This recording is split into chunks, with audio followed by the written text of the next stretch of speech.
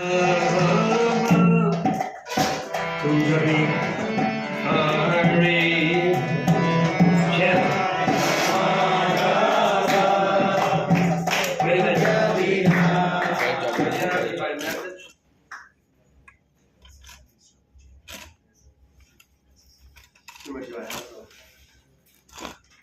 answer is no.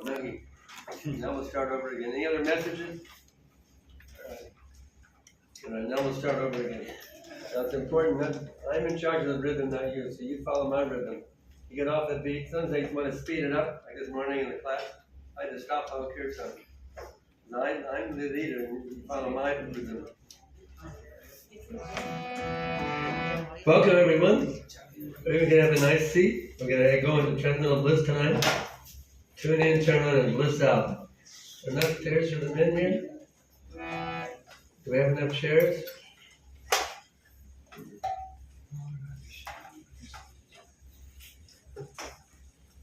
Much chairs on the floor there for the yogi types.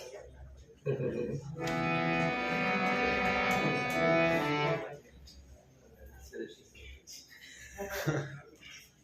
going to the 1 hour, correct?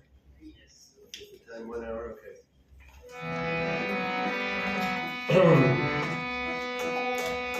Jaya Radha Madhava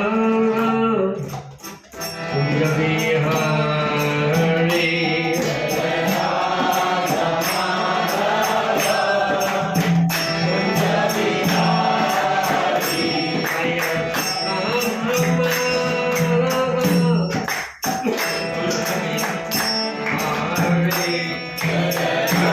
Radha Madhava Kunja Vihari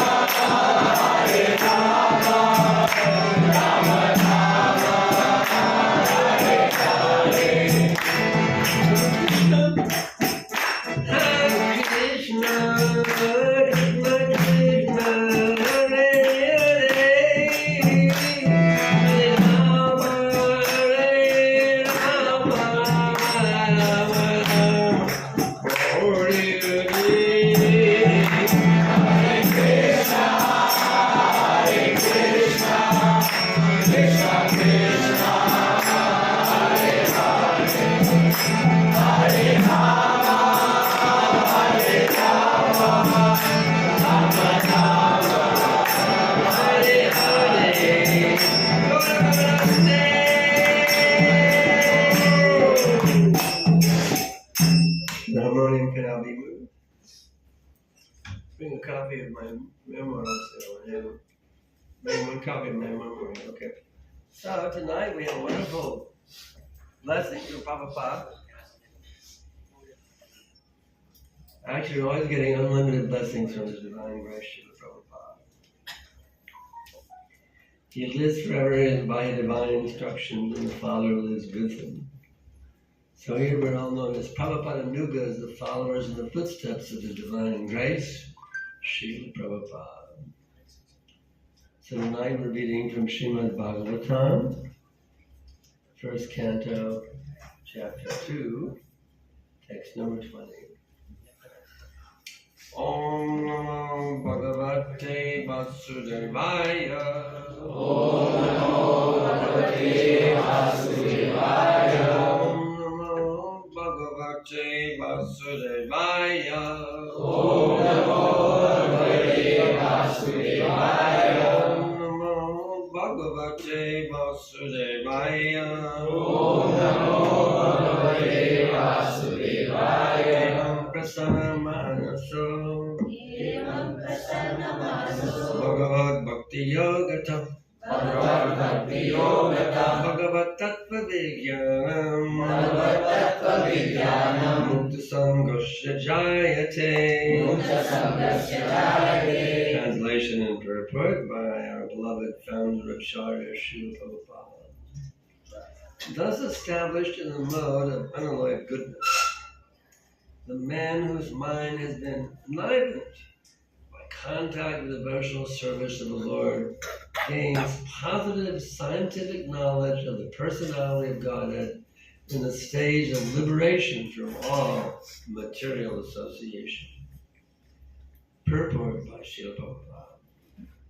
In the Bhagavad Gita 7.3, it is said that out of many thousands of ordinary men, one fortunate man endeavors for perfection in life.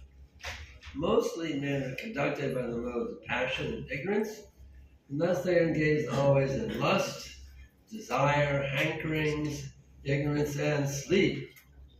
Out of many such man-like animals, there is actually a man who knows the responsibility of human life and thus tries to make life perfect by following the prescribed duties.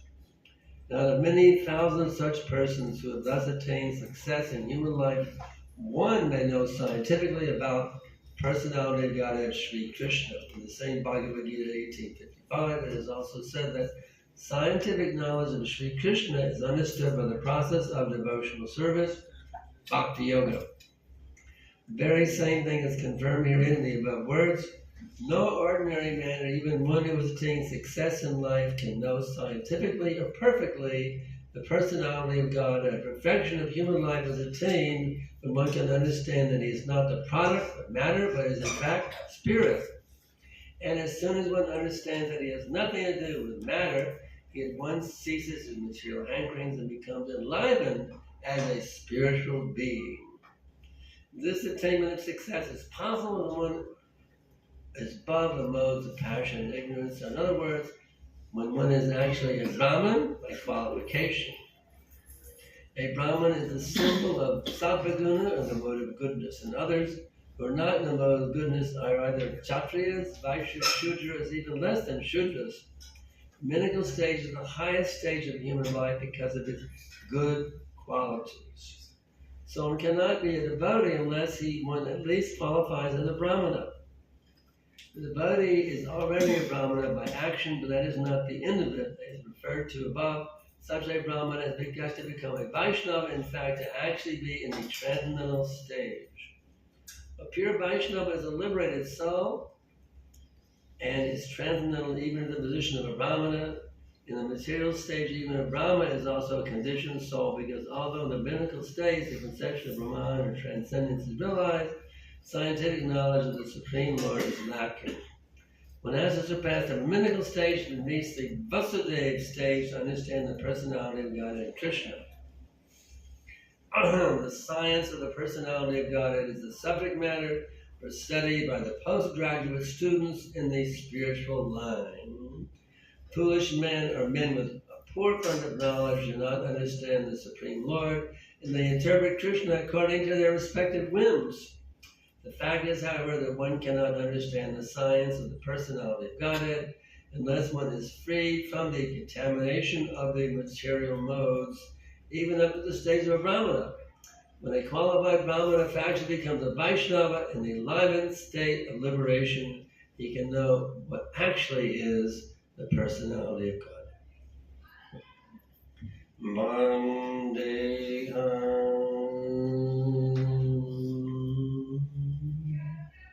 Shri Guru Shri Jata Balakam Shri Guru Vaishnavam Cha Shri Rupam Sagrajatam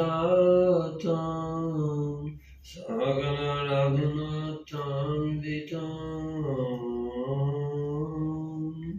Tam Sajivam Sadaitam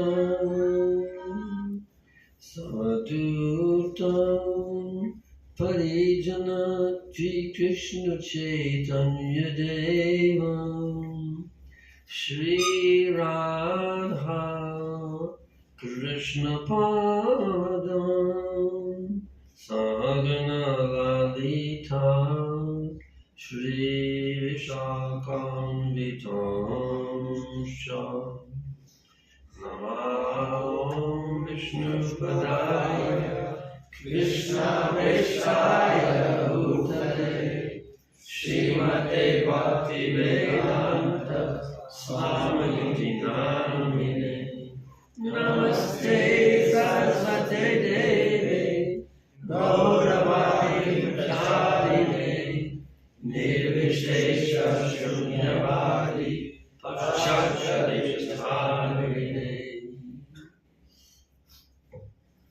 So as in every other verse, we again doing a wonderful look into the transcendental dimension. This is a multifaceted diamond. It's very, very valuable. So we see here, this is a multifaceted diamond.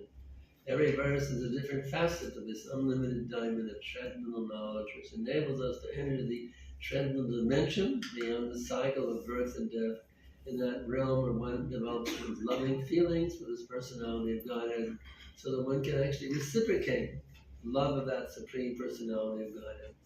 Krishna is there wanting our love, but love cannot be forced. Love must be voluntary, otherwise there's not love. So every living being is endowed with free will, so that he has the choice, love Krishna or leave Krishna. So, for the 99.9999% of the situations, they all remain in loving relationship with Krishna. With that 0.00001%, think, well, let me try the other side of the tracks. See what it's like over there where I think I'm the supreme. So for those who have made the wrong choice, all these books are there, these wonderful Bhagavad Gita, Srimad Bhagavatam, Chaitanya Charitamrita, Nectar of Instruction, Nectar of Devotion. All these books are here to bring us back, to bring us back, to bring us back from what we once belonged. So from every word, actually, of these verses, we can derive unlimited nectar, unlimited wisdom, thus established in the mode of unalloyed goodness. So what does that mean, unalloyed goodness? Isn't goodness good enough? Well, goodness is the Brahminical stage, but even in the Brahminical stage, there's tinges of passion and ignorance left remaining. So to come to the mode of goodness is not good enough. You have to completely clean the mode of goodness from all the tinges of passion and ignorance, and then you come to the stage of unalloyed goodness, which is the transcendental Vasudeva stage, Krishna consciousness. So one gets to that stage where he cleanses out all of the tinges of impurity to the mode of goodness. Then he comes to the stage, Vasudeva, where he is described here, whose mind has been enlivened by contact with devotional service. One would say his mind has become enlivened. Why does it say mind and enlivenment? Well, our minds are enlivened by so many things. The material world, we're enlivened by this, by that. All these nonsense things we're enlivened by. You get a thrill out of this thing or that thing, different thrills. But that's contamination. We have to give up being enlivened by all these material things, a good-looking girl or whatever it may be. We have to stop this being enlivened by all these material things, become enlivened by contact, devotional service to the Lord. Let that be our only enlivenment. You may say, but why give up the other enlivenments? I get a thrill out of them. Why should I give them up? Well, those thrills are illusory. And they bind us to this bodily conception of life. That is a difficulty with other thrills. I remember there was one called cheap thrills. So these are all called cheap thrills. And they appear to be very thrilling, but they pollute us. They're cheap thrills. They're not really valuable thrills. So we come to the transcendental platform, become thrilled by enlivenment, by contact with devotional service. In that dimension, being enlivened by devotional service, we get unlimited thrilling experiences. An ever-enlivening thrill at every minute. So why go for a cheap thrill which doesn't really satisfy us? We can go for the genuine, bona fide thrill of being enlivened by contact with the Supreme Lord. That's our natural position. And what as a result of becoming enlivened by contact with devotional service, Bhagavatam says, gains positive scientific knowledge of the personality of Godhead. So you can get knowledge by reading the books. That's wonderful, reading the scriptures. But even by devotional service, you can gain fine scientific knowledge. In other words, you can realize the truth of Krishna consciousness. You can actually experience Krishna himself in that loving relationship. And in that loving relationship of being reconnected with Krishna, you gain positive scientific knowledge. Why scientific knowledge? Scientific knowledge means to know things as they are. What they call science in the modern day world is not science at all. It's mere speculation. Speculation is not science. It's nescience. Real science, or knowing things as they are, comes when you actually are enlivened by contact with the Supreme Lord, through your own realization, or through reading the teachings of the Vedas, the Vedic teachings. And then it continues in the stage of liberation from all material association. Why is that called liberation? You know why it's called liberation? Because material association is bondage. You understand this point? Material association is bondage. You're a prisoner. Material association makes you a prisoner. So, to become liberated from material association means you're no longer a prisoner. We're shackled in the 3 months of material nature, goodness, passion, ignorance, that's bondage. So when you contact with Krishna, you become liberated from all these different shackles, goodness, passion, ignorance. There's so much knowledge we can derive from even a single word of the Srimad Bhagavatam or Bhagavad Gita, these wonderful scriptures. So we have to learn how to dive deeply into this knowledge, because this liberates us from all the ignorance we've been caught in, captured in for thousands and millions of lifetimes. Now we can look at the purport. One out of thousands among men, just like that verse, Manushalam Sahasradeshu. Out of thousands among men will endeavor perfection. There are thousands of achieve perfection, hardly even one knows me in truth. That means 1 out of 1,000,000. So if you come to this platform of seeking the knowledge of Bhagavad Gita, the knowledge of Krishna, you're in a very fortunate position. You're 1 out of 1,000,000. What's the population of Mumbai? 20 million. How many million? 2.5 million. 25 million. 35 million? 25 million. 25? 25 million. Huh? 25 million. Let him tell me. 25. 25 million. How many people here tonight? A little over 25. So you're one out of a million. You all here tonight. You're the 1 out of a million of the population of Mumbai. So you understand you're sitting in a very fortunate position. Some people think like win the lottery and really fortunate, but actually it's misfortune. Because money will not satisfy you. I don't care if you get many crores of rupees, you cannot be satisfied with it. Because it's here today, gone tomorrow. Anything you may achieve materially, it's here today and it's gone tomorrow. But if you can gain Krishna consciousness, then you've got an eternal asset that cannot be removed by anything. So, you're that 1 out of a million. Each one of you is the 1 out of a million here in Mumbai, India, Bharatvash. So Prabhupada continues, mostly men are conducted by the modes of passion and ignorance. Mostly means 99.99%. Modes of passion and ignorance. So even ones who come to the mode of goodness is very rare. 1 out of 1,000. Those who engage in lust, desire, hankings, and ignorance and sleep. And then I really like this statement here. There are many such man-like animals. Why does Prabhupada say man-like animals? That's really a profound poetic statement. Man-like animals. So you hear that in we get certain terms here in Prabhupada's book. You don't hear anybody anywhere else. You read that in the newspaper, man-like animals. Prabhupada gives up with these terms that are really profound terms. You don't get them anywhere else. In the university, the newspaper, you never get man-like animals anywhere else. But through Prabhupada, we get all kinds of amazing terminology, man-like animals. Actually, they're animals imitating human beings. You see? Animals go on all 4 legs, isn't it?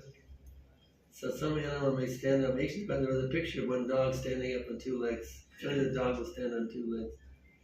You train to stand up on 2 legs. You've seen that? The dog standing on 2 legs?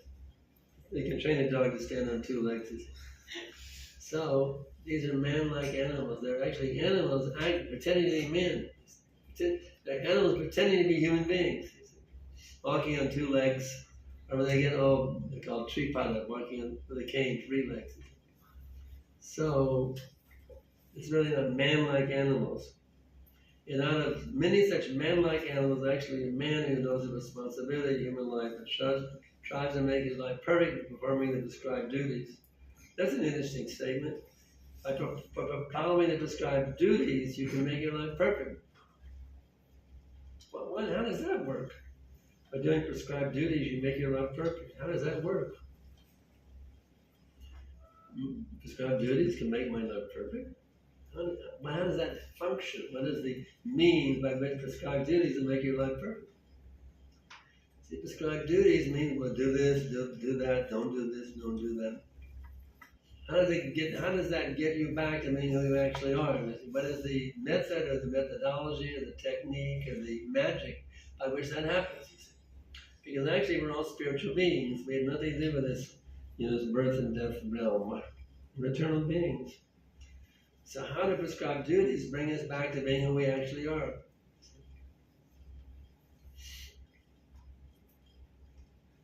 It's an interesting question. How do they bring us back to being who we actually are? Prescribed duties mean you act in such a way that reinforce your spiritual identity and free you from your material identity. It's like when we bow down to the deities, isn't it? We bow down to Prabhupada and the deities. The liberated souls do that automatically. We do it on instruction. Got to bow down when the curtain opens. We do it as a duty. The liberated soul does it spontaneously, automatically. So even though we're not doing these things spontaneously or automatically, we do it as a matter of prescribed duties. In this way, we actually reawaken the natural instinct to do these things. Actually, the liberated souls can chant Hare Krishna, Hare Krishna, Hare Krishna, Krishna Hare Hare, Hare Rama, Rama Rama, 24/7 in great bliss. We have a hard time even finishing 16 rounds, but by taking this prescribed duty, we're getting back to being who we actually are. In other words, you take up the position what you would do if you're already a liberated soul, you do it as a matter of regulation, but gradually it happens automatically instead of a matter of regulation. So this is why prescribed duties are very important for us, because they bring us back to being who we actually are.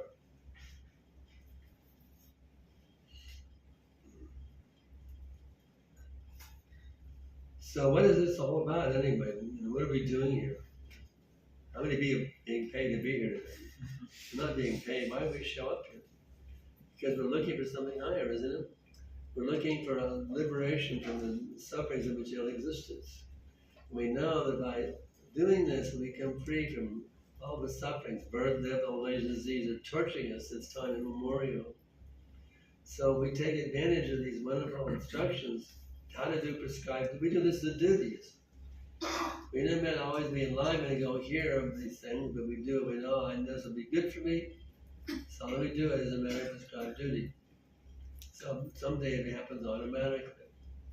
I'm trying to think of an example. I know there's some example, I can't remember the exact example. But by doing things which are your natural instinct, even though it's not natural now, by doing them regulatively, you'll get back to your original natural state. So this is the great mercy of Srila Prabhupada. He came here, came to America, to say, in 1965, he came. And to teach us this knowledge. The poetry of Prabhupada is actually very amazing.